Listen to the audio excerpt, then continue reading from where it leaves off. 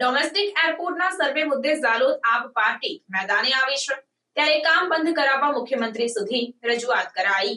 Domestic એરપોર્ટના સર્વે મુદ્દે ઝાલોદ આપ party મેદાને કામ બંધ કરાવવા મુખ્યમંત્રી સુધી કરી રજૂઆત। ડોમેસ્ટિક એરપોર્ટની કામગીરી ઝાલોદ તાલુકામાં કરવામાં આવનાર છે, જેનો હાલ ઝાલોદ તાલુકાના ગુલતોરા, શારદા, ટાઢાગોડા, છાયણ આમ કુલ 4 ગામના રહીશો દ્વારા વિરોધ કરવામાં આવ્યો છે। છતાં ત્યાંની જંગલની જમીનમાં સર્વે કરીને કામ કરવાના ઈરાદાએ ભવિષ્યમાં ત્યાંના સ્થાનિક લોકોની જમીન એરપોર્ટનો વિકાસ કરીને પચાવી પાડવાની ભીતિ સેવાઈ રહી છે।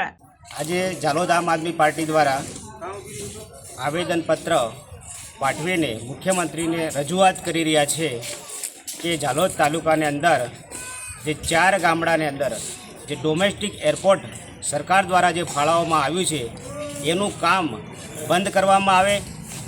જે ખેડૂતોની જમીન જઈ રહી છે, આ જમીન બહુ જ ઉપયોગી જમીન જે સરકાર એરપોર્ટના નામે લઈ રહી છે, તો અમારો આમ આદમી પાર્ટી દ્વારા સખત વિરોધ છે।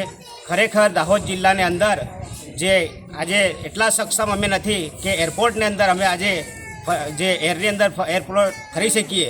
જે સરકાર દ્વારા ખરેખર જો આદિવાસીઓનો જે વિકાસ ઈચ્છતી હોય તો સિંચાઈને પાણીની સુવિધા કરી આપે, રોજગારીની સુવિધા કરી આપે, અને જે અમારા જે મજૂર અર્થે જે કામ ધંધે જાય છે તો શહેરોની અંદર રહેઠાણની સુવિધા પૂરી પાડે।